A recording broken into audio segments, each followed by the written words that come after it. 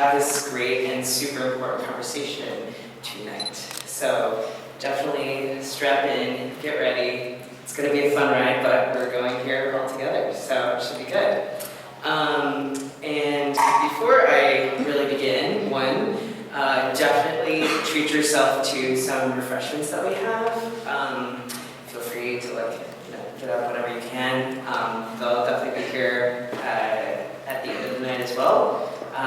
This program is going from 6 to 8 tonight, so it's definitely going to be a fun ride. Also for this evening, just as a heads up, we are live streaming, so we'll be posting that link on our Facebook and on our Twitter account. So you can definitely repost it for your friends who can't be here, and this will be recorded, so you'll be able to see this recording later on our YouTube channel. And if you do repost and share, our Twitter account is @ClagsNYC. And on Facebook, you can find us at CLAG, Center for LGBTQ Studies. And also, if you use the hashtag CLAGS, you should also be able to find it for tonight too. And before I forget, so also bathrooms, if you leave outside of this room, are right behind. Unfortunately, it's only the gendered bathrooms, the gender-neutral bathrooms are deep somewhere inside this building. As you can tell, it's kind of a citadel, so it's definitely up to you. Also, in accordance with New York law, you can use whatever bathroom you feel like using, so just as a heads up, that's the situation. And not only that, but before I kind of pass it off to our ED, I would also like to emphasize that at CLAGS, we have really great programming. Of course, I say that as the program coordinator, but we do have some exciting events happening. I think this discussion today, it's even though it's still October, it's kind of launching our Trans and Non-Binary Month at CLAGS. This is something new that we've done this year. We have quite a few exciting events coming up next week on November 5th. We have the Future of Womanhood, a Trans and Afro-Atlantic conversation, which will be with John Jay professor Dr. Doris Santana, as well as Amara Jones, who is a kind of media figure who talks a lot about trans issues. We also have our first ever trans and non-binary film series happening on November 12th and 13th, and it's for free, which is super exciting. At Macaulay Honors College, we'll be showing tons of films that are made by trans and non-binary filmmakers, which is super exciting, especially if you miss New Fest. We're showing quite a few of the films that were there, so definitely check that out. We also have quite a few other programs that you can check out if you grab one of our monthly flyers. And I would also like to emphasize, we always are looking for new partners to work with, and we are in the process of figuring out our spring program. So if you have an idea, definitely hit us up. If you go to www.clags.org, you can see where you can fill out an event proposal, and if you have an idea for something, you can definitely fill out the request form and let us know, and maybe you can be on this side of things and doing fun programming with us. So definitely keep that in mind. With all of that said, just as a small note, I'm very excited about this discussion today. This was something that our ED, Justin, who will be speaking with you soon, we were talking about it after Red's article had come out this summer, and we're thinking about the programming for this month. We were like, we should do something about this. Number one, we're CLAGS, and we definitely speak up for our board members and those who are in our community who are the most vulnerable. Two, this is an extremely important time, obviously, around trans and non-binary issues. And for me, I was in a PhD program, and I left for a variety of reasons, namely that I experienced a ton of transphobia. And so this obviously touched me deeply personally, and I was like, yes, this is super important to have this conversation. And Justin was the one who suggested, why don't we have a sort of town hall format? And the conversation then began with Red, which is how we got this incredible lineup for a great topic discussion tonight. So I'm so excited to have you all here. And yeah, without further ado, I'm excited to introduce our Executive Director, Dr. Justin Brown.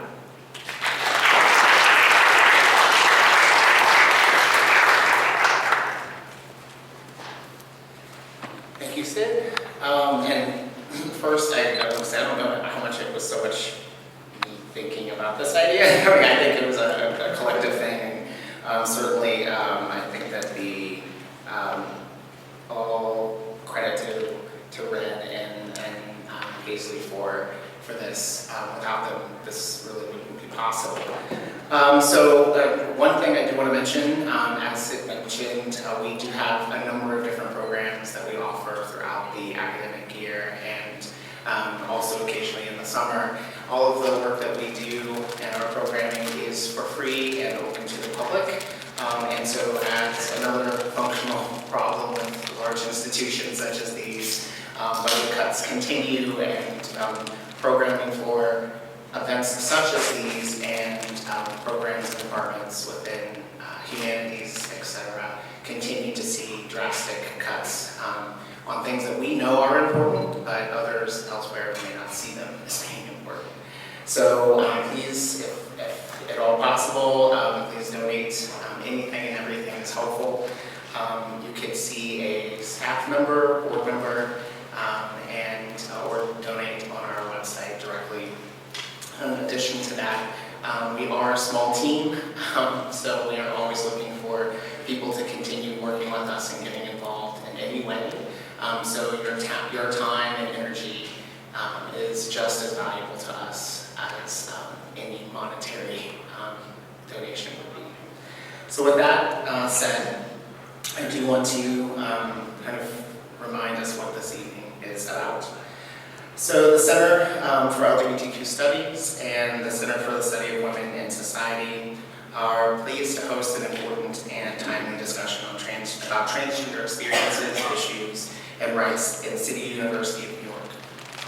Dr. Paisley Curran, Endowed Chair of Women and Gender Studies at Brooklyn College and Professor of Political Science at Brooklyn College and the Graduate Center, and Dr. Red Washburn, Director of Women and Gender Studies and Associate Professor of English at Kingsborough Community College, and Associate Professor of English at Kingsborough Community College and CLAG's board member, will share their ideas on these local and national topics, in addition to facilitate a larger community discussion on creating more trans-friendly practices in urban and academic environments, namely given the fact that New York City is known for its bold protection of trans rights, and in CUNY, named as the greatest urban university in the world.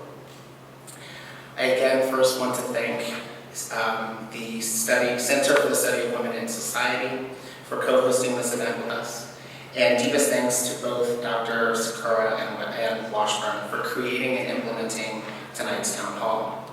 Tonight's discussion, as was mentioned before, is a critical one that needs to be pushed to the forefront of every agenda across CUNY and the city. We are at a pivotal moment in history when battles have been won and triumphs celebrated, but struggles continue, and the war not yet won for transgender rights, justice, and equity. And in thinking about this evening and reflecting upon things, also my position as an assistant professor within this institution and health sciences, the day-to-day struggle that I see not only of students, of faculty, and the continued kind of rhetoric that's put out there about what we should do and how we should act, but nothing is really seems to be ever to be done. And so I think it's time that changes be made. Paisley Curran is Professor of Political Science and Women and Gender Studies at Brooklyn College and the Graduate Center.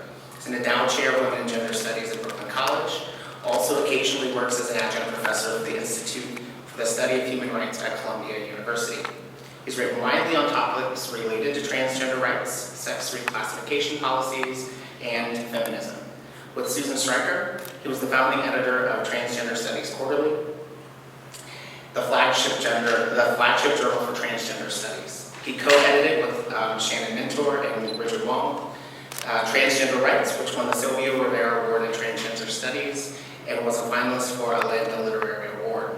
As a founding board member of the Transgender Law and Policy Institute, he has advocated for transgender rights at all levels of government. He also serves on the board of directors of the Global Action for Trans Equality, and I'm proud to say also former executive director of CLAGS. His book, Sex as Sex Does, Transgender Identity, Sex Classification in the State, is forthcoming from New York University Press. Articles available also online include titles such as Social Justice for Gender and Sexual Minorities, a discussion with Paisley Kura and Elio Gross, Transgender Rights Without a Theory of Gender, Making Transgender Count, Homonationalism, State Rationalities, and Sex Contradictions, Securitizing Gender, Identity, Biometrics, and Transgender Bodies at the Airport, and co-authored with Tara McQueen, We Don't Know Who You Are, Contesting Sex Designations on New York City Birth Certificates, also co-authored with Lisa Jean Moore. And Red Washburn is an associate professor, as mentioned, of English and director of Women and Gender Studies at Kingsborough Community College. They are also adjunct associate professor of Women and Gender Studies at Brooklyn College. Red's articles have appeared in a number of different outlets, including the Journal for the Study of Radicalism, Women's Studies and Interdisciplinary Journal, Journal of Lesbian Studies, Theory and Praxis, Women and Gender Studies at Community Colleges, and Introduction to Women's Gender and Sexuality Studies, Interdisciplinary and Intersectional Approaches. Their poetry collection, Crestview Tree Woman, was published by Finishing Line Press, and they are co-editor of Sinister Wisdom, Celebrating the Michigan Women's Music Festival, and Don't Trump, Legacies of Resistance. Red is also a coordinator of the Lesbian History Archives and of the Rainbow Book Fair, as well as being on the board of directors of both Sinister Wisdom and, as mentioned, the Center for LGBTQ Studies. So without further ado, I will turn it over to Red and Paisley.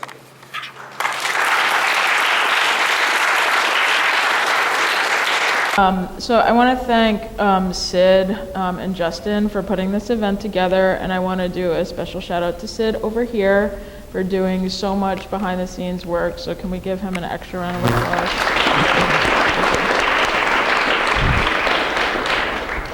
I also want to thank CLAGS for its untiring support, including the petition that the staff and the board of directors signed in terms of my case over the summer. It was really, really important to me, but also for future faculty, students, and staff at CUNY to have a discussion about these issues. I also want to thank Donna Davis here at the Grad Center, the Center for the Study of Women in Society, for her support in particular. And I want to thank Paisley for his work, 25 years in CUNY doing this work. So I was hired when I was 10, so yeah. Well, I think we should give Paisley a big round of applause because he's been at the forefront.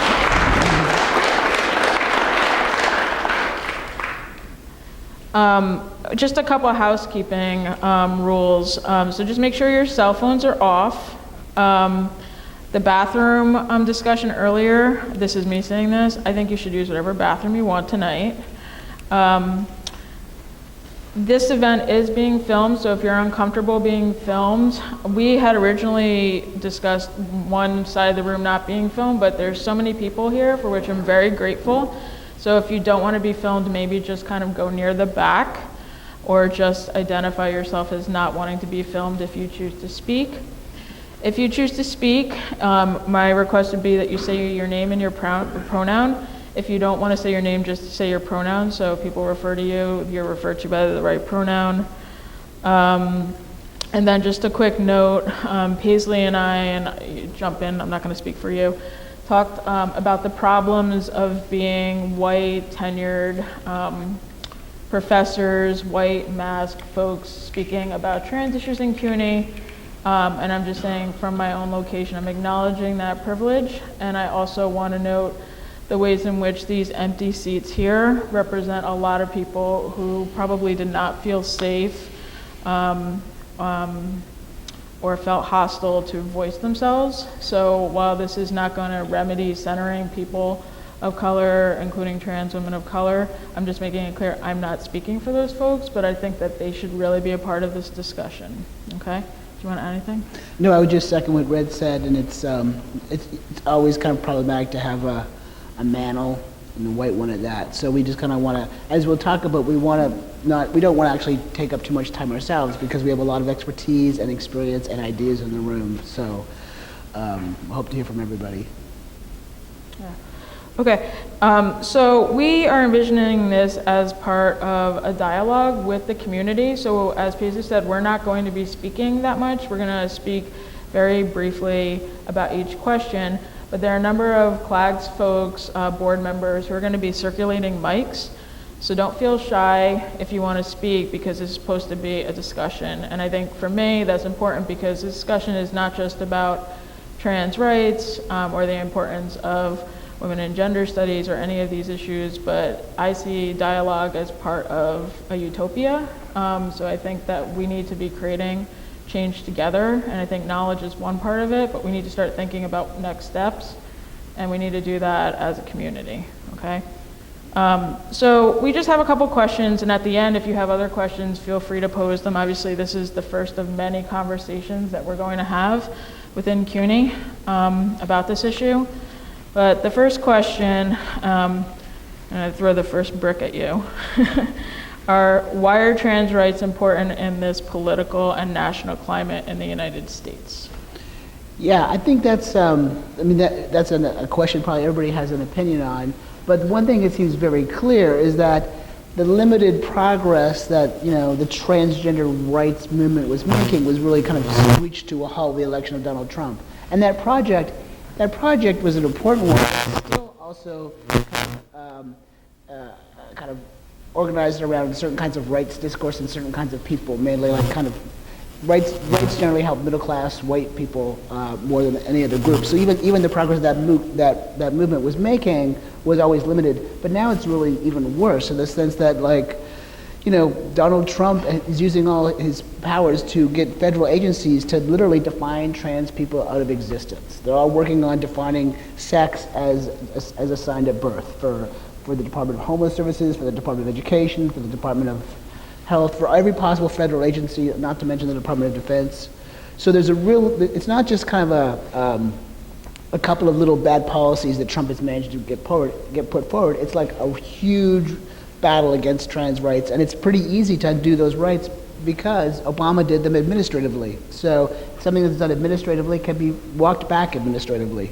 And I think if anybody looked at the Supreme Court hearing a couple of weeks ago, 3 weeks ago maybe, with the trans rights case of Amy Stevens, it was really horrifying. It was deeply horrifying to see how the judges, responded to her. They immediately jumped into and this is a case where a woman said, oh, by the way, I'm a woman, I'm transitioning, and she was fired. And the first question, 3 minutes into the argument, the Amy Stevens attorney, was asked, what about bathrooms? And then it just kind of went downhill from there. I mean, it didn't help, I'll just say, that the ACLU described this transgender woman as an insufficiently masculine biological male. Like, if those are people who are allies, we probably have, something to think about. So some of the strategy of the case was highly problematic. But even so, I doubt that case is going to turn out well. So it's very possible that a lot of protections that have been won in lower courts are going to be unrolled, are going to be undone. So I think in New York City, there's this sense of we're New York City, we're totally progressive and liberal, we have this law in the books, we have these policies. I guess many of you are probably from CUNY, we have all these great policies, and you go to meetings with administrators and you hear, oh, yeah, it's true, we would love to do that, we would love to do that, can't do that, we're not funded. And I think one of the things we hopefully could talk about tonight is how to kind of push through the usual CUNY, oh, we love you people, it just, we have no money. So I'll stop there. I mean, we could go on. Or do we open it up now, or? So just a couple of points. So I think it's really important that we conceptualize LGBT issues as an ongoing site of conflict.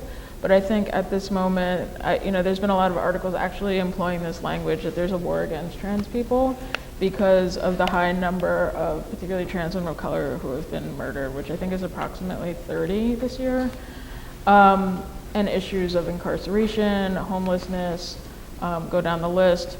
But I think that we really have to think about what's happening at this historical moment too, because I don't know if you folks remember, one of the first actions that Trump did when he came into office was he tried to erase trans people from the White House website, the state and the Department of Labor websites. And I know that that is just one component of the number of different things that he's done to target trans people. But I think it's really important symbolically to think about invisibility. And as Paisley said, I think it was almost a year ago that this discussion happened about writing trans people outside of the federal law.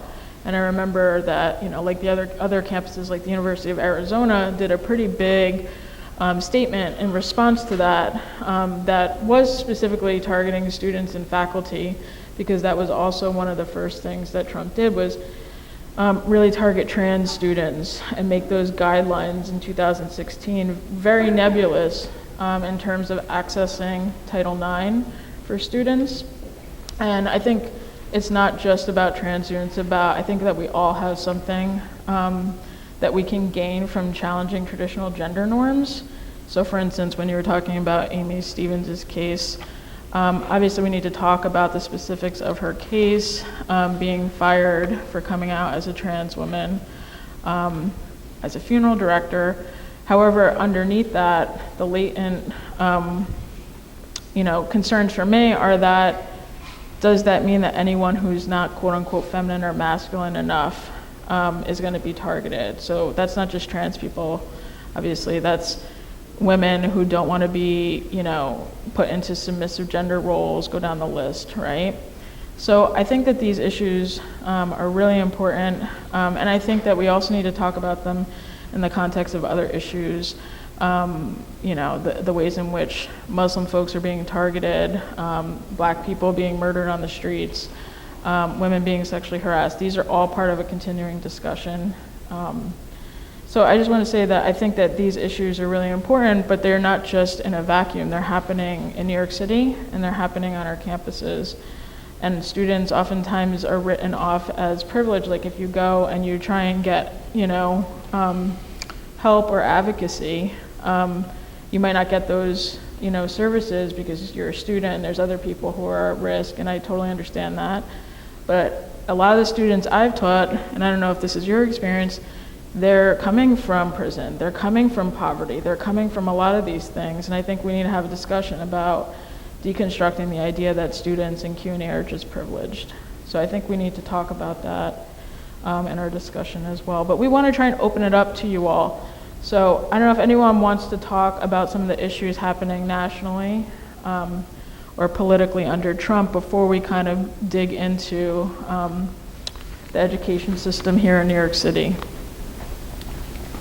NCC because I'm a theater arts major, and I don't, with the freedom that I think the freedom of expression that comes with that major, I don't have the freedom of having pedagogy around pronoun sharing in the classroom, and that's just not really a thing.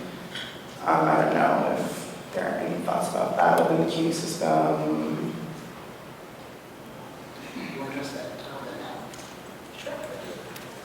Yeah, well, I know that it's choose to do, and probably the majority don't choose to do, and I don't know at CUNY if CUNY might be a little bit out of the mainstream on that, like a little, I don't know the numbers. It feels like when I go and give talks at these nice little liberal arts colleges, in New England, it feels like they're all on the pronoun bandwagon and they're all very careful. But then my view of the world is skewed because I'm always going to women's and gender studies programs. So that could, maybe they're not doing it. But it is, it's something that we've talked about a lot at Brooklyn College, and Wayne Reed, who's from Brooklyn College, we were just finished this LGBTQ task force at Brooklyn College, and the pronoun issue was a really important one for students. And I think that the colleges, they can't really tell professors what they could do, but they could model good behavior, and they could suggest that it's a good idea. And I think the administrators have no idea how many students are who would like the opportunity to show their pronouns, and how many trans and non-binary students are among their student population. So I think that's, I mean, I hate to think in terms of numbers, but that's how the colleges think. And in terms of attracting students and retaining students is like the gold, key for everything. If you can say this practice will help retain students, that's something that would help. But I'm sure other people have experience with that or possible solutions. Hi, my name is Abel. I'm so I wrote the been working on is misgendering class. Our stance has been that the administration should ask professors to introduce everyone with pronouns at the beginning of class. Our understanding from reviewing all the material that was shared in our specific school is that there's kind of a ambiguity for a lot of people in the workshops that are being done on whether they should ask people to read their pronouns because some people might not be comfortable. And so the way we saw that as a club was to say, well, the professor should be asking, but the students can just not get their pronouns. They should leave that option.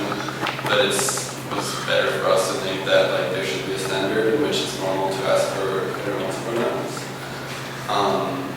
Just to establish this as a sort of practice, because it's not right now, and there's just so much misgendering happening because of that. I think partly because of that.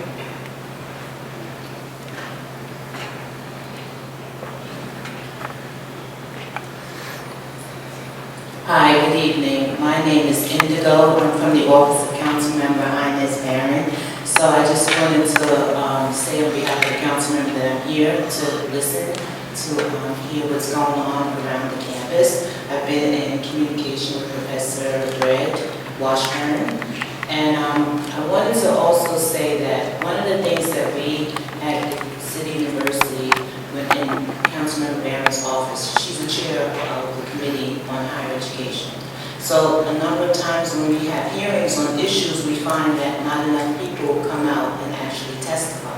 So it's actually great to see that you'll have this town hall forum and people are here and the attendance is great. But if you're looking to do something further, office is welcoming up for opening, so later I'm here to hear as much as I can and really to emphasize that people have to testify. If you want a hearing on certain topics, it's important to be able to know that people will come out and hold the administration accountable. So I just wanted to let you know that I was in the room. I'm here for a little bit. I have another meeting at 7, but we thought it was important to at least be here. So I just want to jump in. I want to thank you for being here, and Councilmember Inez Barron has actually been very helpful. In addition to folks like Ms. Washington and other folks in the office, in terms of my particular case, writing letters, etc.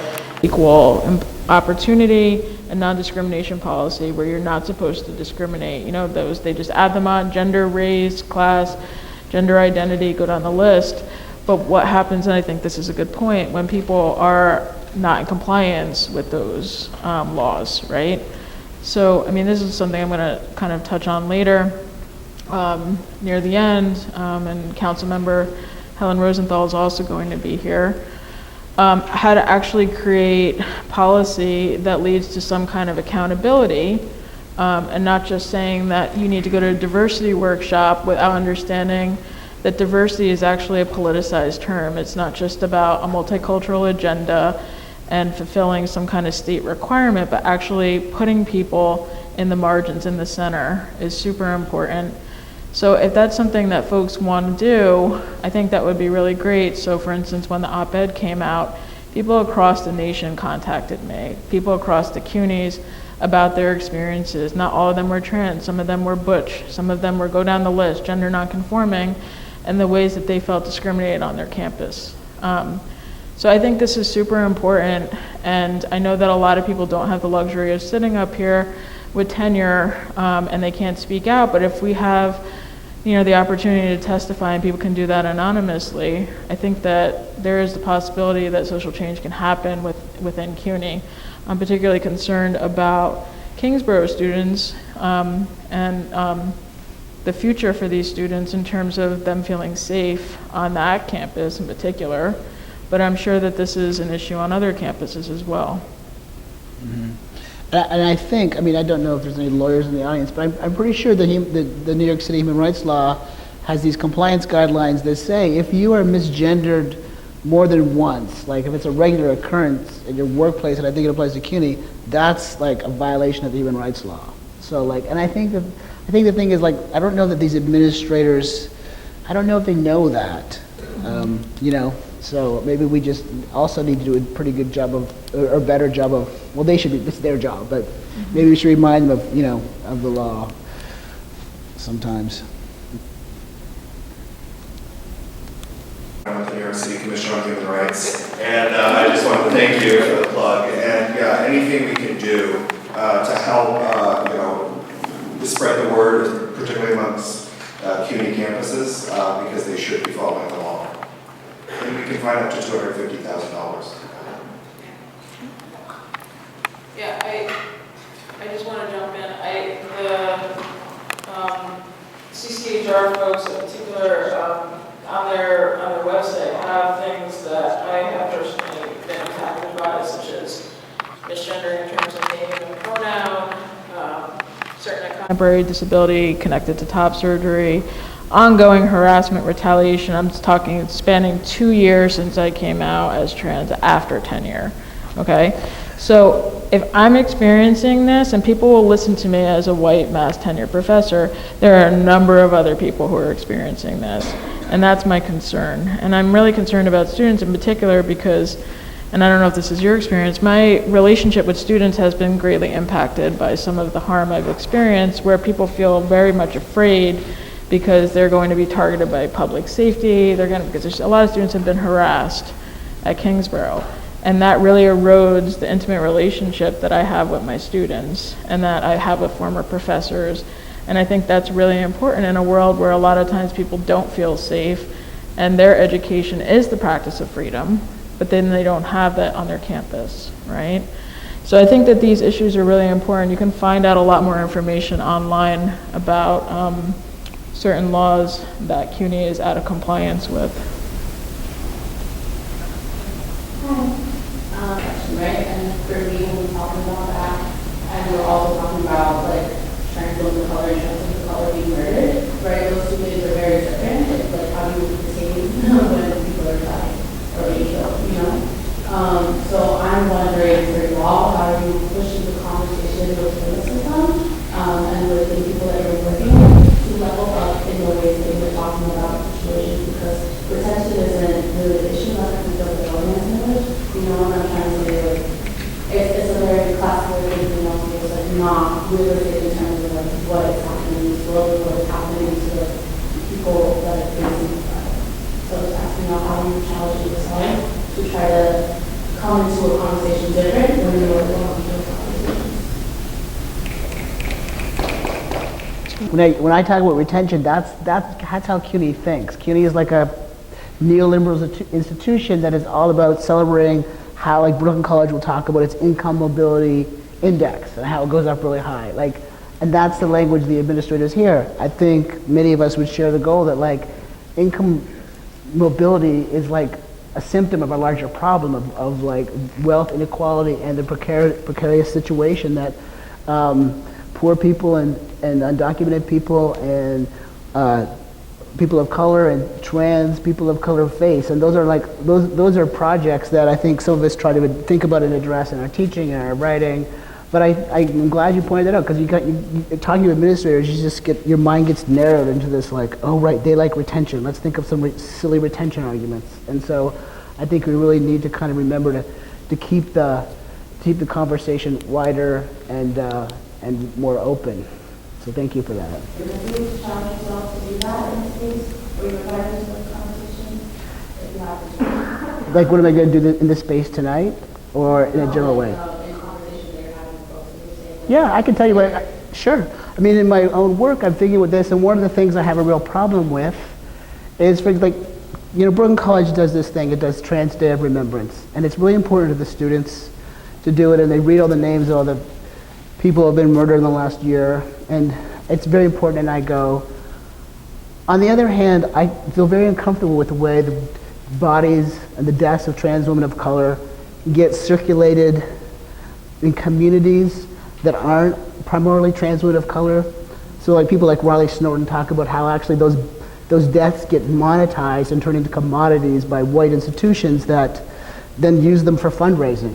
So so that's that's what kind of the questions I'm kind of interested in when I talk to people. And I'm not going to say to the students at Brooklyn College, I'm not going to say it exactly in that way, but kind of just kind of think about the larger implications of like of perhaps some disconnection between the communities we're memorializing and their own lives, my own lives. So that's the kind of work I think is really important to do.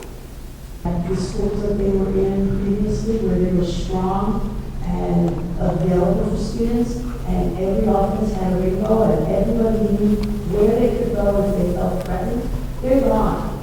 They're starting to come back up, and that's a beginning. And I think that if faculty and staff are out there using their pronouns, that's going to set an example for the students, and they're going to feel safer in that respect as well. But until we have a mechanism in place, CUNY-wide, for the students to really look around themselves and see, oh yeah, okay, we're cared for, they're not going to be able to be safe and comfortable. One of the things that we're struggling with is the current law is sort of saying with those binaries and getting a legal notice that everyone can use the bathroom, and we're like, nobody reads the court case when they go to the bathroom, you know, where you're here for. So I think the legal context of course helps, but I think what we're trying to do at the Quick Talk is try to humanize and try to explain to professors, unfortunately you have to, why it's important to transgender students. I'm sure there's lines that we should be careful of, like sort of what we're presenting about anti-vaccine pain, but it's the reality also of some students in our school, and I think it's important for professors to realize how much gendering is part of the continuum of violence that a lot of the students are going to experience outside of school. So I think it's very important, which is that trying to, like, sure, there's the law, but also, like, how do you translate that to people in a way that makes sense, because, yeah, I don't think they will have the same resonance to it. Like, I think it's important to have a way to tell them in a way that's not, like, based on law.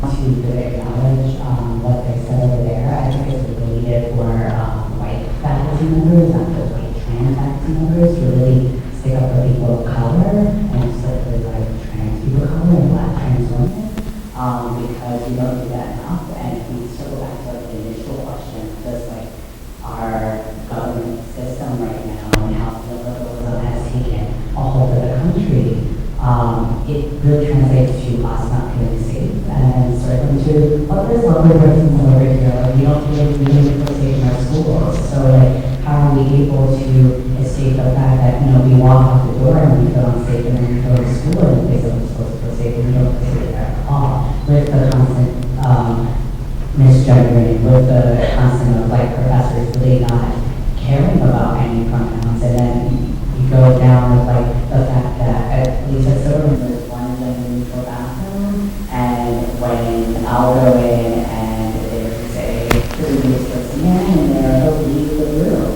Because they're just like, well, why are you here? And I'm trying to go in there and they're like, oh, you shouldn't be in here. The gender neutral bathroom, anyone can be in here. But when we bring up these items to faculty, it's just thought of the second list all the way down the list. We, because of the country capacity that we're in now, and have particularly always been, because earlier you said that like it's gotten worse for trans people, but like trans people of color have always felt this way. Like it hasn't gotten worse for us. Now everyone else is feeling what we've been feeling.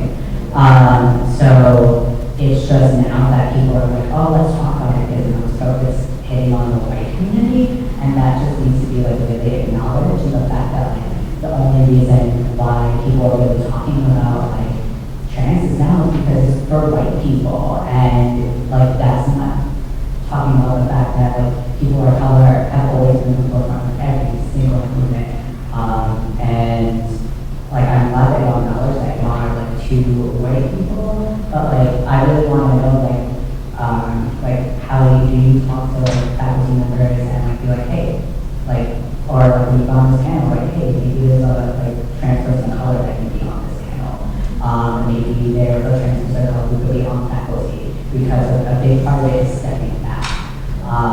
And like the really big part I want to talk about is like safe zones. Like the reason they disappeared is they were awful. Safe zones like did not make people feel safe. Safe zones do not exist because we live in a world that is unsafe. So like I think CUNY really needs to step up, because if we're going to talk about the urban center, one, that's really racist and really like putting like poor people all the way back, because you only want to talk about urban when it comes to college and the fact that people can even get this education. But another thing is like, oh, we want to step up that we're great, but then so many people don't feel great here, so how are we supposed to be this great institution of people who are going to do amazing things, and yet we're in class and I feel like shit when I get this done. Yeah. Do you want to respond, or don't you want to? Do you want to respond? Sure. Is there someone else who want to respond? So, there's one. You know, go ahead. I'll go after. No, I was just going to go back to some of the points that folks made about classroom experiences. And one of the questions we had here was about what are your experiences like in CUNY around transgender and gender nonconforming issues. So, Paisley, you spoke a little bit about, you know, these women and gender studies campuses and, you know, like being in a bubble. And I definitely felt this way at Hunter as well, because, you know, there's a statement about being a pronoun that you're supposed to put on your syllabus that you teach women and gender studies class at Hunter. It's the same at Kingsborough. I circulate that to faculty and college-wide. In practice I do in my class. But it's not just about names and pronouns, right? It's about bathrooms. It's about Blackboard. It's about lockers. What else am I doing now? It's about actually having access to diversity funding and not just saying diversity. And I think it's great that these centers exist, but where's the money for people doing work in areas of study connected to these issues? So Black studies, women and gender studies, Latinx studies, go down the list. Why are we giving money just to centers and not talking about how knowledge is informing advocacy work and how they work together? So that's another conversation. So I think it's possible to start, making changes in the classroom one at a time, but I don't think we're going to have any large-scale victory unless we have some changes within CUNY as a whole. And some of the arguments that I've heard are that, you know, each campus is autonomous, and that doesn't work for me, and it's unacceptable. This is about human rights. But if I put an accessibility statement on my syllabus and that's required, we should also have statements in there about sexual harassment and LGBT issues and name of pronouns. So that to me is not something that is an autonomous issue. That is a CUNY-wide issue that needs to be implemented on every campus. These are just some of the concerns. I'm also concerned about students, you know, for instance, if undocumented, their ID on their campus is their sense of belonging, for lack of a better word, right? So if they have an ID that doesn't match their gender identity because, in violation of the law, because you don't have to have But then people say, oh, I need this document, and you've written about this bureaucratic dysphoria that people experience, right? That they give up because they're exhausted. But that's actually not what's supposed to happen. You're supposed to go in and get an ID with whatever name you give them, right? In New York City, you can also pick gender X for the New York City ID. There's a lot more options, birth certificates for non-binary folks. So people telling you need documentation for an ID is really problematic, especially if you're undocumented and you're using that as a form of ID outside of your campus, right? When I taught at Vassar, the students were using their, in Kingston, their municipal IDs to get around because they didn't have any other ID, right? So I think that's another issue is IDs. And I have students who've been, harassed by public safety because they don't want to show an ID that doesn't match their name or their gender identity. And then they're in violation of some rule and then they're sent to student conduct, and that's not okay, right? So these are some of the issues, but I think we really need to have a conversation about how to make changes across the campuses instead of just classroom by classroom. So I'm just throwing that out there, and I'm wondering what other people's experiences are like in the classroom. If you're a student or a faculty member, what do you want to happen?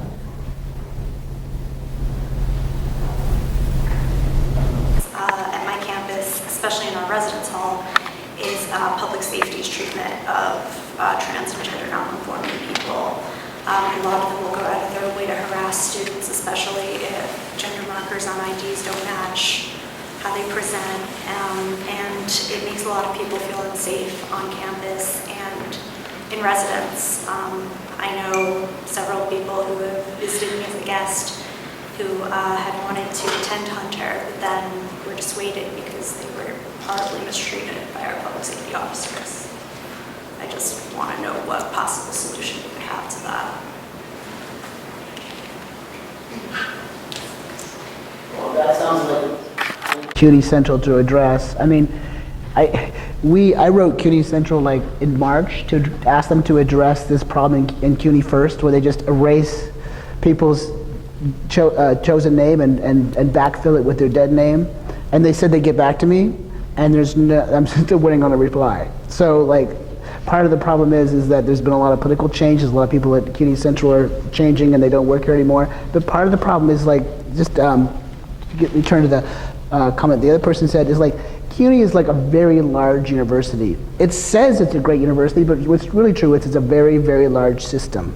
And if it could see its students as like resources and the diversity of our students as like a good thing, I mean, they say that, but if they could actually make that true by providing the kind of safety and support that students need, that would like turn it into a great university. And like having a CUNY public safety officers hassle people who don't have the right ID is like, we should be better than that already. So it's, I just share your frustrations, but like, I feel very angry to hear that. I do, well, obviously, like, bathroom access is something that, like, it is sort of, like, the only thing that's talked about when it comes to discourse around trans issues. I do want to point out that, like, the bathroom situation across CUNY is, like, horrendous, especially around gender-neutral bathrooms. Like, there is a gender-neutral bathroom somewhere in this building, and that's true for all across CUNY. They're not advertised, so, like, trans and gender non-conforming students don't know where this bathroom is, or if they do know where it is, it's often in a building off to the side, it's not labeled. When I was a student at Hunter, there's one gender-neutral bathroom, and they actually didn't label it as such. They wrote gender-neutral in marker on the door, which is not great, And then the second thing I wanted to talk about is I want to make sure that when we're having this conversation about like how to make things safer for trans students, that we also like acknowledge the material realities that like a lot of trans students find themselves in. CUNY is a majority working class institution, and I mean like I think part of like making CUNY safer for trans folks is like abolishing tuition, and like making CUNY free again and giving 7K adjunct, so just wanted to bring that up. So that's something super important, but also, what do we do for students who are like kicked out of their homes if they come out, not just trans, if they come out as lesbian or gay or bi, like where's the school funding for housing for students too? And healthcare, right? They don't have healthcare, where do students go? You know, if they're having vision problems and they need to read for their classes, their lives are not taken seriously in that regard. Also, you know, not funding programs that students are choosing to study, for instance, like women and gender studies, is a disservice to students because they should be able to pick whatever major they want, whether it results in a job or not, right? That's their decision. They have a right to feel free on their campus, to be able to express themselves, decide their course of study, choose their name, and not incur any kind of financial strain. So I think that's really important. That's why I was saying I think a lot of these issues are intersecting issues, such as students having free tuition or having a sanctuary campus, for instance. These issues are super important. It's not just trans in isolation. It's not just trans as attached to whiteness, right? So I think you're right, for instance, when you talk about it becomes an issue when it starts affecting white people, and you're right. But we also need to start having these conversations about how to center other experiences that are non-white because they are overlapping. Hi, I'm Neil Thomas. Also speak about the non-congruency between the campuses. Like for example, if you go to CSI, they have problems, like our friend over here mentioned, about the bathroom usage, where to find the gender non-conforming or gender neutral bathrooms and such. But then you get to the city cat, where I've heard people have to fight to get their names and their gender marker on their ID changed to Bronx Community College, where they just settled to have their name maybe changed on their attendance and no ID. From what I understand, a lot of these things are supposed to be law, but they don't seem to be being applied across the board. And this is a problem because a lot of the places that are applied are either the most conservative part or the poorest, most disenfranchised part, where people of color are. I think that's a really important question. I think the way they like kind of administrative bureaucracy, because there are differences between the campuses, but there is a policy now, this is legal memo about like changing your gender is very easy. There should be no barriers. Changing your name is not so easy. They want to have a documented legal name change. But you can change your preferred name, though that preferred name might show up in class rosters, it won't show up on your transcript. So there's all these problems, and they have the costs that people face are changed depending on their precarious status. But we still need to kind of like, I think we great if people were interested in kind of working on this, is like just finding out like what the law requires. Like I had a meeting last week with these administrators, and they're like, we'd like to have more all-gender bathrooms, but first we're worried about the safety of people, and he didn't mean trans people. And second, he said every time we convert an all-gender bathroom, we run afoul of the New York City code because we're required to have so many female bathrooms and so many male bathrooms. And it's like, the New York City code is like, I don't know, to me it's like a morass. I don't know if he's right or not. So I just think this is me as like a policy, political science person, but I think there's some things we could, and this doesn't sound very exciting, but there's some things we could do on the kind of bureaucratic administrative level if we could share resources and find out exactly if they're gaslighting us when they say they can't change bathrooms and they're just being transphobic, or if there are some barriers in the law that we need to fix. So that doesn't exactly get to your question, but I do think like, if some campuses are doing a better job than others, we should work with that. So I just wanted to ask, so they should be, if they don't already know the issues, you should be raising them with them. The other is the University Student Senate. They exist. USS has a role to play with, highlighting the issues that are happening on campuses. Each campus sends a representative, a delegate to be a part of the University Student Senate. So if you don't already do that, I suggest that's something that you should consider. The other thing I wanted to just raise was I heard things snaps around the whole tuition free and the movement around that.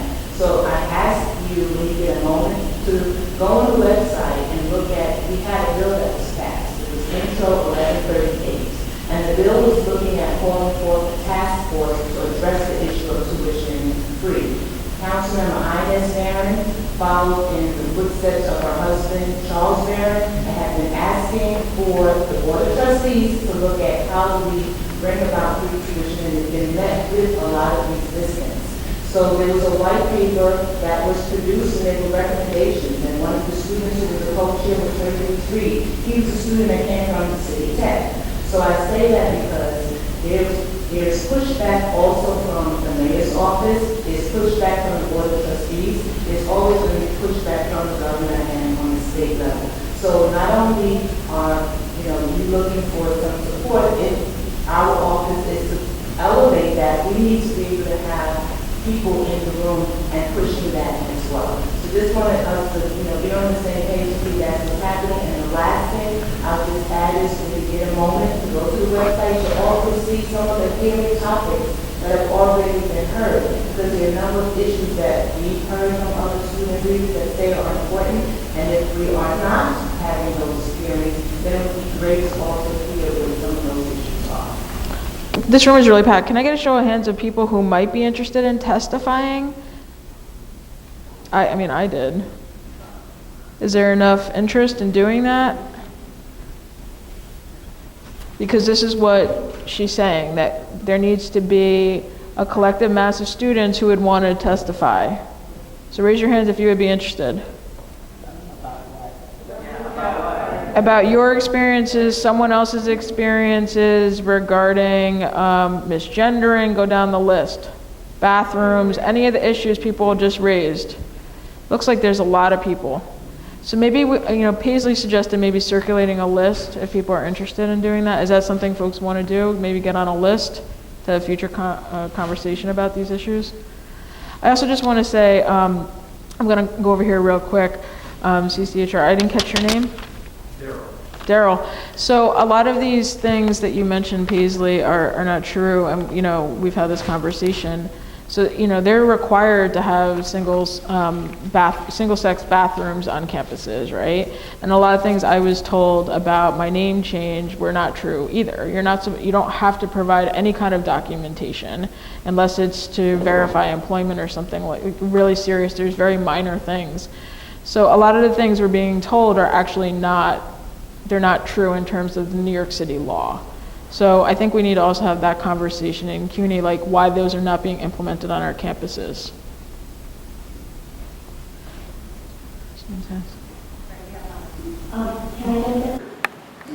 Name, gender doesn't match their expectations, and they've been quite rude and it's a trauma when it's gender levels when you experience that. And we haven't been sure what to do because they almost seem like a separate entity from the rest of CUNY staff and faculty. So I don't know if there are trainings that happen, if we can organize trainings. I have a wonderful video on the show. How do we fix that? Because that's huge. They're supposed to make us feel safe, and they're a huge perpetrator of our lives. So what do we do there? In terms of training, I know Thanks so much, somebody back there. Sorry, just for a sec. I was talking with the Macaulay liaison, and I know they are talking some meeting of something about including like trans sensitivity in their trainings, because it's a very short training to be a public safety officer, and none of it is like, it's basically like don't shoot students. It's not nothing about sensitivity or whatever. Right, that's so important to include that. And coming from trans voices, especially when it comes from cis voices, I don't think it does quite the same thing that it would if it came from us. I'm an assistant professor of history at City College. I'm really grateful for this conversation. I won't go long into my backstory, but I came out as trans, non-binary, end of year one, tenure track. And again, this is white Jewish privilege, perhaps, privilege of being a professor already. I had a really fabulous experience, being out at City College, but I'm also a mentor in dialogue with students, and we have a lot of work to do in our college and others. So I'm really grateful to all the voices I'm hearing here, and hope as well we can have a more anonymous or a safer, perhaps written form for folks who maybe are intimidated by public speaking or all the profs and officials in the room. I wanted to highlight 2 issues. First, as I think we've been having a really important conversation, there seem to be very clear both legal violations and violations of City College or CUNY-wide's policy on non-discrimination, be it gender identity, be it other issues. So these are really real issues to address. I think, just want to echo others, we need to CUNY conversations about the most vulnerable students, emergency safe housing, for example. But I also want to encourage folks to, if, at least for some of this evening, we can direct our conversation towards higher ideals. CUNY claims, and I'd like to hold them to it, we're really trying to celebrate intersectional diversity at its best. So I'd love us to push CUNY not only in following the law, which at the barest minimum, we've got work to do there, I know, but also let's aim a little higher than the bare minimum of New York City or state law. And that's my idealism, maybe as a historian speaking, but I really think at its best, CUNY can model what the rest of the world country might be. I don't know who gets the mic next. I feel like we've been really dancing around this like intersectional view of trans identities, but not like really addressing it head on. And so I really want to echo this question that was over here of like, was there an attempt to get trans women of color involved with the panel, or like, why isn't there at least one trans woman of color up on the panel? I mean, I can speak a little bit about this. So, St. Jessica over the summer, they sent out an inquiry to the CLAG's board of directors. The folks who did respond suggested some folks who did not want to be the center of attention because they did not have tenure. Some of them were doing other events. We probably could have included students, but we were deciding to focus more on faculty. I guess mainly for job security reasons. But yeah, we did try to include folks, but that's still not enough. And I agree it's a major problem. And I think in general, we need to have conversations about having people in leadership positions in CUNY who are folks of color, who are trans, who are queer, among the other things. But I'm not going to be the one to say that. I'm acknowledging that this is a huge problem. I'm acknowledging my location, which is not enough. I don't know if you want to add to it. No, I agree. I mean, the problem is that we're not, because the system is hostile to trans people, and is hostile to people of color, is hostile to trans people of color. There's like not as many trans students of color as there should be, and non-binary. There's definitely not as many trans of color and non-binary people in the faculty, you know. This is such a huge system, relies on so many thousands of adjuncts. Probably there's some trans people of color adjuncts, but our networks are still kind of college-based, so it's hard to reach out. So I think that's like a really important issue to not to raise and keep on the table, and like we need to like restructure the system, because I think, you know, I don't know that CUNY celebrates intersectional diversity. You know, they celebrate diversity, but like, you know, at Brooklyn College, you know, a couple of times, not many times, but they've been trying to gaslight us, saying, well, we have to work on these people of color issues, and we can't work on the trans issues. And once somebody literally said to us, you know, all those trans kids are white, and we're like, have you been to the LGBTQ? Have you seen the population there? I don't think that's like what most administrators said, but a couple of people tried that move, and so I'm not sure like you could say they celebrate intersectional diversity, or maybe they say that, but I think it's very segmented, which is a way of dividing and conquering. I also just want to say that this was not supposed to be a panel discussion, and I'm hoping that people are catching on. This is supposed to be a town hall discussion. That's why we're asking for people to contribute answers. So I really just want to emphasize that this is not a panel. Okay.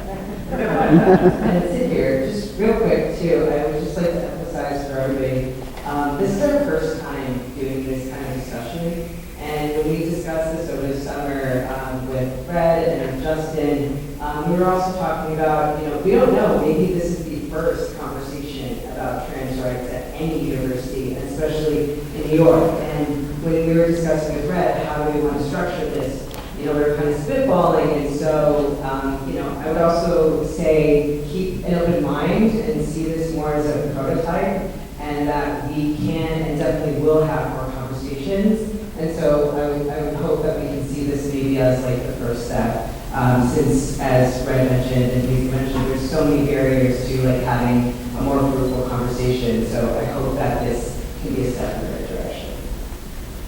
My name is Wendy Wayner. I'm born under her and she. I'm under alumni. I'm UNCC alumni. I'm finishing my graduate work in education. I might go on for more, but I'm at Case University. But I'm working online. So I'd like to speak to transgender rights as a kid, very conscious reason. And I'd like to speak a little bit about the invisibility and the erasure. If not by Trump, but since Trump anyway. Yes, I feel people, the general consensus outside that CUNY is kind of a bubble, and people feel they have the right to make trans people invisible, and it's a real problem.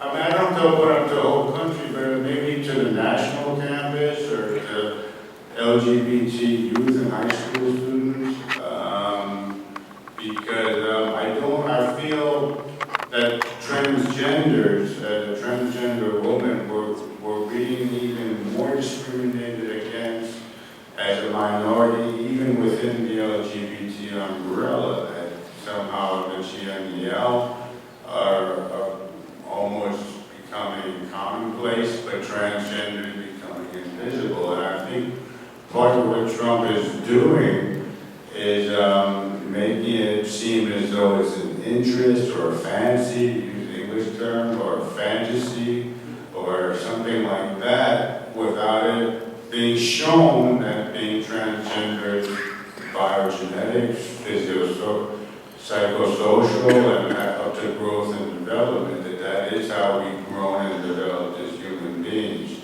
So I think if we're talking about conscious raising, making transgender rights a part of human diversity, as transgender is a type of human diversity within the realm of possibility, I just think it's important. And anybody else, any comments about the climate? I live in the South Bronx, so I don't know, it's not about conscious raising in the South Bronx. I run the LGBT Resource Center at the College of Staten Island, and talking to maybe not a solution, but an answer. So our campus has had all-gender restrooms for close to 10 years, I would say now. We are very different from most campuses, but we have close to 20 of them. We do have issues with signage and with advertising the locations, but when I hear about the law that says so many bathrooms, most of our buildings only have 4 bathrooms, 2 men's, 2 women's, and our campus planning department looked at the demographics of our campus and saw that the majority of them were women. So any building that didn't have a single stall bathroom, typically the second floor men's room was converted into an all-gender restroom. We still have many issues around that. There's still a lot of resistance, but it's been done. And so when I hear that resistance, it's like it really wasn't an issue. And a lot of the success we have had on our campus is because we have an administration that accepts and respects the LGBTQ community. Our president's office routinely, the president speaks at our lavender graduation every year. So when you have an administration that is agreeable, it's much easier to get things done. But really, yeah, work with your administration. So it can be done. We have a lot of bathrooms, and I hope to see more across CUNY. Hello, everyone. My name is Liz Furman. I'm a transgender female also. I work for the Women's College. I'm grateful for these kind of discussions because these kind of discussions are definitely needed in the trans community. And unfortunately, as a transgender female, there isn't really much that I have experienced as far as, gay bashing or anything of that sort. However, I am still a transgender female and I see how my community is very much affected. Although I still go through the repercussions of what stigma creates for us through my marriage, through work, through friendship, even through school.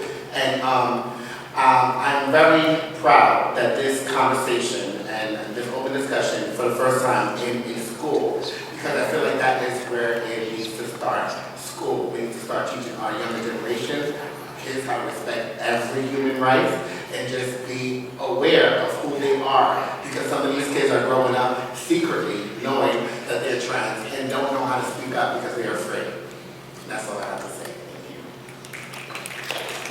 So, someone over here, Liz over here, and then someone back here. Maybe a couple more responses, and we can go into our last question about what a better future looks like, because we have about 20 minutes. Okay, hi guys, my name is Parisa. I'm sorry, I'm a little sick. So don't mind if I cough. So basically, something that I personally am concerned about a lot, especially in CUNY classrooms, and it's my personal experience, has been in Kingsborough, which I had graduated from. I'm currently in John Jay, and definitely John Jay does not have, well, they do have gender neutral bathrooms, but it's very limited. Mostly they're single gender bathrooms, and it's a little stressful because it limits my ability to use the restroom to a very large extent. And also, when it came to my treatment in Kingsborough, I did have a precedent with a student where they had recorded me walking out of the male's bathroom at the time. And they were making very transphobic statements before I had walked into the bathroom. There was no security in the area, and when it was brought up to some kind of disciplinary measure, all they did was tell me that they couldn't really explain what kind of punishment they were going to give the student, but most likely that it was going to be on the grounds of just having a conversation with them about the rules regarding students. I personally feel like this wasn't a simple gesture. This could definitely put the lives of a lot of non-binary or trans students in jeopardy. I feel like in that situation, I was lucky enough that I didn't escalate and there was no physical altercation, that I didn't get hurt. But that could very well much be a situation like that for another student. And personally, I just want to see some kind of change. I want to see what the administration could come up with to protect trans students, because I feel like it's really necessary. And definitely with the whole bathroom situation, I feel like there's not enough education regarding gender studies. And our schools, we definitely need to have a broader spectrum so people who do not experience queerness get to have an understanding of queerness. That's a really good point, because the CUNY administration has shifted in the last couple of years to a new kind of regulatory system where they've really started to kind of constrict what people's speech on campus. But it seems like what the kind of speech they want to constrict is actually kind of based on a particular content, because they should have, those students who harmed you should have been subject to those kind of guidelines. So, I mean, I think those guidelines are sort of problematic in the sense that there's some kinds of speech on CUNY campuses that they really don't want to hear about. Maybe one or two more comments. Maybe JV. One here and then JV. I will be short and sweet. My name is Dana. I do not have a pronoun preference. I actually have not been involved in CUNY personally in a long time, but I am involved with an organization that touches on a lot of what we're talking about, that actually goes into high school classrooms and talks to GSAs, with professional development, with teachers and parents.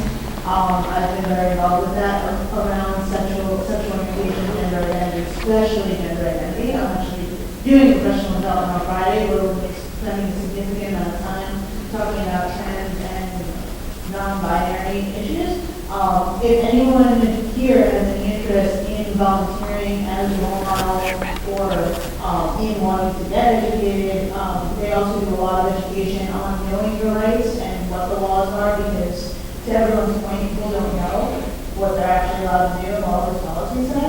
So the organization is called It Out Loud, and what you guys are talking about is exactly what they do.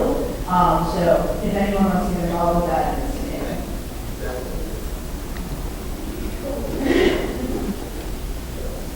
Hey, Professor at Queens College, I'm the director of the Women and Gender Studies program there, and the new minor in LGBTQ studies. Okay, we're really excited about that. Two things. We've got men's and women's restrooms throughout campus, and we have the sign outside the door that says, come in, whatever your gender identity is. So that's great, but once you get into the restroom, once I go into the men's room, I don't feel like I'm supposed to be in there at all. So there's that. All right. But then the other thing is that in the discussion we've been having about CUNY as the world's largest urban university, and great, it's under debate, but we hope to make it that way, right? Is that surely there are other models around the world of universities who have dealt with the issue of non-binary and transgender folks and peeing, right? In restrooms. What are those universities doing, for God's sake? Are there universities here in the U.S. that have dealt with these issues successfully, or maybe failed miserably, that we can learn from? What if, CUNY or a single campus becomes, a prototype of experimentation around what might be possible? And then we can become the leader in, figuring out this quote-unquote problem. Because it strikes me that so much of our discussion tonight has been focused on the bathroom. And it reminds me of that Supreme Court hearings that I heard 2 weeks ago, and my head was about to explode. And so, surely there are models that have achieved greater or lesser success at other universities around the world that we could look to. I feel like the conversation is sort of happening in a vacuum, as if CUNY is the only university in the world that's ever dealt with this issue. And so, let's look to our international colleagues for assistance and for, ways to perhaps challenge ourselves and collaborate. I don't know. It's not my area of expertise, but maybe some of us here have that expertise, and those colleagues elsewhere, and the conversations can happen. Maybe I'm being naive, but I would like to know what others have done. So that's it. This one over here, and over here. We'll do a couple more, and then. Okay. Yeah. So basically, I'm just going to say that our last question, and I just make sure we have time to address LGBT lives. I'm thinking about Flavia Rando's class at Brooklyn College many years ago, right? This is still relevant. We could talk about what it means to celebrate these lives at this historic moment, post Stonewall 50. Monuments are being created for Sylvia Rivera, Marsha P. Johnson. We don't have to just talk about bathrooms. We can talk about other possibilities for intellectual safety and stimulation at our campuses. Hi everybody, I'm Judy McDonald with I was going to say something about bathrooms. So I'm a John Jay alum. I have the privilege of now studying at Teachers College at Columbia. My program is in higher and post-secondary education, and all of my research currently that I'm doing is focusing on TGNC student populations. And I want to focus it on urban universities because CUNY is the backbone of New York City, and I think there's a lot of internal issues that we are all talking about tonight. But I wrote a policy brief, which kind of was just an assignment for me, but now that I'm hearing all of this about bathrooms, so I wrote a policy brief to the Chancellor of CUNY about implementing a policy on gender-neutral restrooms across all of CUNY, so that it's not like my campus has this, my campus has this, what these different regulations are. And so if anyone is interested and has the needs, because I don't, of knowing how to push this forward, I am happy to discuss afterwards with anybody, because I don't currently know, and since I'm out of CUNY, I don't have those same connections, but I'm happy to talk.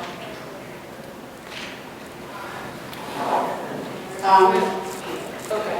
Yeah. So I'm just strange. I've actually done a little bit of a history of pain across the world, and the reason why I've done that is because one of the things, I'm a lecturer and full-time, and I'm a professor at the CSI Department of Social Work, and one of the things I do when I talk about gender in my classes is that I have people look at gender-specific behaviors in the United States as opposed to other countries. And one of the things that we look at is in Germany, it's illegal for men to stand and pee.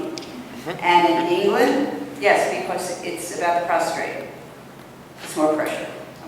Okay. In England, a lot of women are not only naturally, but they're being provided with the access to stand-in pain. Although, if you look at the literature about public schools and trans kids in schools, the literature will be pretty much conversant to ours in some ways, but there are different discussions that people can start looking at as far as looking at culture and context also, that we do it here because it comes from our sense of puritanical behavior and what men and women specifically do, where even in Western societies, it's not necessarily the same. And part of their work was to start looking at, stories of women, deciding, whether they were cisgender or not, or non-binary or masculine of center, the freedom of wearing clothes in different countries. And so I know it's a weird thing to study, but it was very interesting, and it's an opening discussion about how to get people to talk about pain. So my name is AJ Rioblick, and I use they, them pronouns and nothing else ever.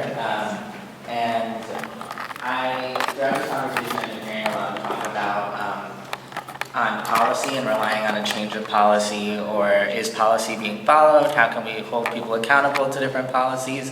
And I really want to urge us as a community not to rely as heavily on the idea that a policy will change, or that once it changes, people will stick to it, or that will be enforced. Because I think one of the reasons that it's hard to find other universities that have similar experiences is because there's like a large human history where these things have repeated itself, but the nature of westernization and of colonization is that those histories don't come into play, and as institutions we think that we're like the first to do something or the first to experience something as marginalized people. And so I'm wondering if there's a way that we could strategize to actually directly move resources towards trans people rather than towards remedying policy, because while that policy is going on, I'm wondering could we come up with an I Go With You campaign where people are anonymously signing up to go with trans people who need bathroom support. So if you're a gender nonconforming person trying to use the men's or women's restroom, you have a network of people who are saying, I will literally go with you and hold your hand, do whatever it takes to not let you get harassed, or maybe a fundraiser to devote funds towards stand-to-pee devices for trans men who can't afford them and then are scared to use men's restrooms because they can't stand and pee. And I'm just wondering if there's a larger framework that can be referred to rather than just policy change. So we have a couple more questions and a few more minutes, but if people want to talk about this last question, I think it's really important for folks joining, Council Member Rosenthal is here, but we're talking about how to create a better future for trans faculty, students, and staff. We're kind of wrapping up. Hi, everyone. Hi. Something's happening here. Oh, you're introducing me. Sorry. Thank you for joining us. Helen Rosenthal represents the Upper West Side in the New York City Council. She is a leading voice on issues of accessibility, gender equity, and civic engagement, affordable housing, education equity, and adequate funding for social service providers. Elected to the City Council in 2003, Helen's vote total in the general election was the highest of any candidate running for City Council in New York City. As chair of the Contracts Committee during the 2014-2017 session, Helen successfully fought for increased city investment in nonprofits who provide essential social services to 2.5 million New Yorkers, especially seniors, children, and people with disabilities. Helen successfully advocated for changes to the way the city funds these nonprofits, along with increased wages for 180,000 social service workers. In 2017, Helen and her colleagues wrote a historic package of new laws which provide greater protections for tenants against harassment and unsafe conditions. These bills make it easier to hold abusive landlords accountable and help tenants protect their homes. Under Helen's leadership, the City Council's City Council Women's Caucus released a groundbreaking report in August 2017 about the declining numbers of women in the City Council, how New York compares to other American cities, and the public policy impacts of the lack of gender parity in legislative bodies. Currently, only 11 of the City Council's 51 seats are held by women. As chair of the Committee on Women for the 2018-2021 session, Helen plans to target sexual harassment in the municipal workforce, the gender wage gap, the systematic underrepresentation of women in elected office, and the lack of adequate support for survivors of sexual assault and domestic violence. In addition to her committee assignments, Helen is also co-chair of the Council's Manhattan delegation and a member of its budget negotiating team. Wow, that was a lot. Is it okay if I stand up? Yeah, I was going to say, this is the mic. I just want to say before we do that, we have a small token of an artifact from Kingsborough for you from the students. You don't have to open it now, but it's really important to the history of women and trans students in Kingsborough. So we wanted to share that with you. Thank you. You're welcome. Appreciate you. Okay, overwhelming day, overwhelming moment. So we did some great historic legislation. For those who follow the City Council, we passed some great environmental justice bills today, great animal rights protection bills today. And I was just at a fundraiser for my campaign for controller. So my head is spinning, and I loved what you just said about how we help each other and having a network of people. And I was thinking there should be an app for that. No, I'm really serious. I know someone who developed an app for primarily, women who on campus going home at night, that they could find somebody to share a ride with. There should be an app for exactly what you're describing. People would sign up. So, hi. My name is Helen Rosenthal. And actually, we just changed the name of our committee. I am chair of the City Council's Committee on Women and Gender Equity. And I'm honored to be with you here. I'm so sorry I missed the entire event, and I'm going to go back and listen to it. Sounds like there was an extraordinary conversation. But like you, I am seeking new public policy approaches to gender discrimination and retaliation, especially as they relate to TGNCB people. Since becoming chair of the Committee on Women and Gender Equity in 2018, and particularly in my approach to TGNCB issues, my focus is on learning from people with lived experiences. I'm really just here to listen. This past Friday, Speaker Johnson's office and I led a roundtable with advocates about issues that TGNCB New Yorkers are facing, as well as gaps in city services, and I'm just delighted that at least one of you are here in this room. Thank you for that. We looked at the fundamentals: education, employment, housing, healthcare, and how to apply to the City Council or for city funding, and how to get new contracts. We discussed what data is missing regarding TGNCB New Yorkers and their level of access to city services. We learned from advocates how members of the TGNCB community view data collection by the city, and we discussed how to do a better job reaching out to TGNCB people about useful programs and services. And we'll be having a hearing we're in November, right, coming up. We're having a hearing in November that is focused only on TGNCB people, and so just keep your eyes out for that on the City Council website calendar. It'll be posted. You'll find out when I do. Along the same line, I've introduced legislation which will shine a spotlight on and create more accountability about how well the city's domestic violence shelters are serving trans and lesbian, gay, bisexual people. Better information is urgently needed regarding DV survivors in these communities. We're also very focused on trans people in city custody. All incarcerated people are highly vulnerable to abuse, and trans persons even more so. Over 1/3 of TGNCB people report sexual victimization in city jails. In June, the council passed my legislation establishing a Board of Correction task force to review the treatment and housing of our trans people in jails. My bill was passed in the aftermath of the tragic death of Layleen Polanco while she was held at Rikers. Layleen's death represented a terrible failure in the city of New York. It demanded, among other things, far greater accountability and transparency. Our task force is bringing together people with relevant lived experiences to the table, as well as experts in transgender policy to ensure safe, humane, and respectful treatment of TGNCB people.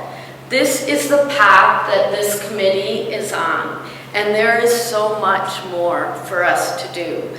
It's why I want to hear from you during my last couple years in the council, to better know about what we're doing through policy or budget or otherwise, and how this committee and this council can be helpful to stand with the TGNCB community and help it build a better future in New York City.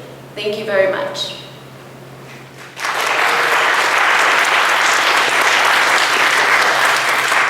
I'm happy to do whatever Red tells me to do, but I don't like to do order, but what I was going to say, Paisley, if you want to come up, maybe we can continue the conversation. Yes. And Councilmember Rosenthal can be a part of that too, and folks, if you want to speak anonymously or other students who want to share. I'm not discouraging bathroom conversations. We can talk about forms. Like, for instance, Kingsborough will only let me choose one gender, and I have several. So, I mean, we can talk about that. We can talk about funding programs where we actually learn about our lives. Anything you want to share. But I think that it's great that Councilmember Rosenthal is here. If folks have suggestions on how to create a better future for our intellectual homes, I think this is really the time to speak up. And particularly if folks haven't shared, I think we should kind of center folks who maybe haven't spoken, if people want to. So we just want to let folks know that we exist and that we want to try to devote our energy this year, at least in part to exactly what we're talking about, centering on non-binary trans folks and civil women, by getting moved into the conversation at CUNY, and to talk about what ways like since the social work school can get involved. We're claiming to be the Center for Human Social Justice, so I'd like us to involve us all into that if we can. So I'd just like to let y'all know that, like, please, my name's Amanda again, this is Jenna, please, like, what's that? Yes, so like we build a coalition with us, like let us, we have a student group at Silverman as well, not just the academic center, but whatever we can like work with, partner with, whether you're in community, please talk to us, if you're outside the community, and you want to bring in your skills recons, your information, yourselves, whatever, for this work, like please keep us in the loop, talk to us, please like idea build with us, power build with us, any of the above. Just we're here and we really want to get involved in this conversation and this subject of proximity centered.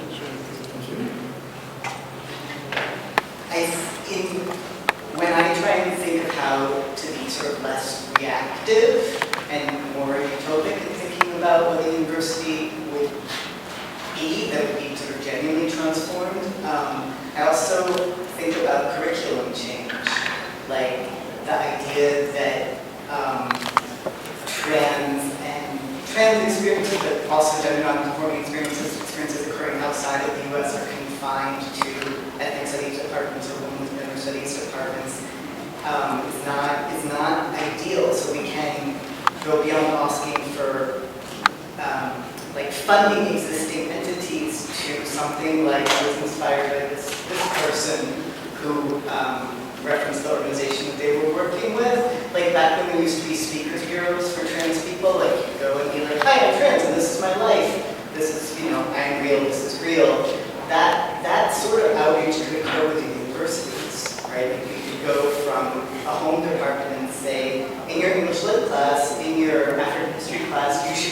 encountering these kinds of perspectives as an undergrad, so you don't come out thinking you know nothing about gender nonconforming people in Africa, for example. So that's one thing. The other thing, which has a bit of a utopic slant, is about, it's the question for me about pronoun identification as a piece of introduction, especially in a context like a classroom where it appears to be a requirement. Like, let's go around, say your major, say your name, say your whatever. I came out in the 90s as a teenager, and I feel like this might be partially a different political background or generational thing. But I always experience it as a really oppressive demand to have to state a pronoun because someone's bossing me. I do have a preference, but for it to be like, you need to do this right now, regardless of who it's coming from, I prefer not to be in that position. And I can imagine people, maybe because they don't know, because they're coming out, for whatever reason, who might also be uncomfortable with that. I think for me, I think about the first time I encountered this, which was in a group where I was the only trans person, 15 years ago. And my impression then was that the cis people in the room felt really good about themselves for initiating this, and I felt like shit. And I know that they're trans people because trans people, and I listen to other people speak, I know they're trans people that feel like this opens up a space for them. But for all those people, there's cis people who get to feel smug and like they've done everything they need to do, and they're trans people or questioning people or who knows who aren't feeling that way. So when, as teachers or as people who facilitate groups, maybe we can think in our transformed utopic future what another way of opening the space would be besides making that a demand, even a demand that you can pass on. So, thank you. I think this is a very pressing issue for a lot of people, and it's just, I want to let students know that have had difficulties that you're not alone, at least on my campus. I've tried to, there have been instances where I've tried to go to every single gender neutral bathroom on campus. Every single one has been locked, and after hours of trying, finding time to go over to the other buildings and then come back to my office and cry, for multiple times. And even when you approach, I talked to the officer of compliance and diversity, who's the lawyer who's trying to help make sure everyone's in compliance. When I cite the law, when I cite the CUNY policy, when I cite any of this, there's no change. And there's no change because there's a resistance. People don't want it to be enforced. When I tell these problems to other faculty members, even supportive faculty members, there's resistance like, oh, we want to keep those for us. We don't want students to use those restrooms, so we keep them locked and just keep the key in their apartment. So I think it's really hard to even lean on the laws and the regulations that exist when people don't want them to exist. People don't want them to be enforced. There's not a willingness, and it's not the same on every campus. There's a lot of diversity, but on my campus, it's a very conservative environment where people don't want those things.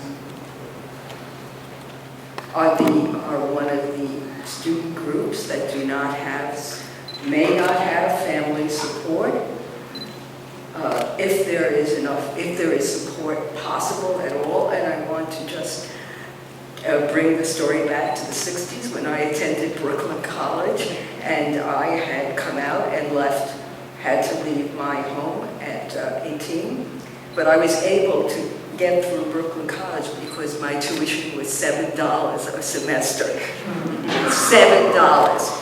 So when we talk about utopia, we are talking about something that is real, that has happened, and that many, many poor and working class students of all genders, all races, have been able to utilize. And I'm really afraid that with the tuition, we are just, with the tuition as high as it is, we're discounting a huge segment of the population from having education available to them. So I took my education, and I actually taught at Brooklyn College, and I taught a lesbian course that had been on the books but hadn't been taught in memory. So, anyway, that's what I need to share. You tell me. I work at the law school in admissions, so I'm coming from the staff perspective, and just a couple of the low-hanging fruit that doesn't necessarily address the larger institutional and policy issues, but things that we've got a lot of positive responses for, like putting your pronouns in your email signatures or on your business cards. If you have a name tag, and this is happens a lot in admissions when we have events, like having your pronouns on your name tags.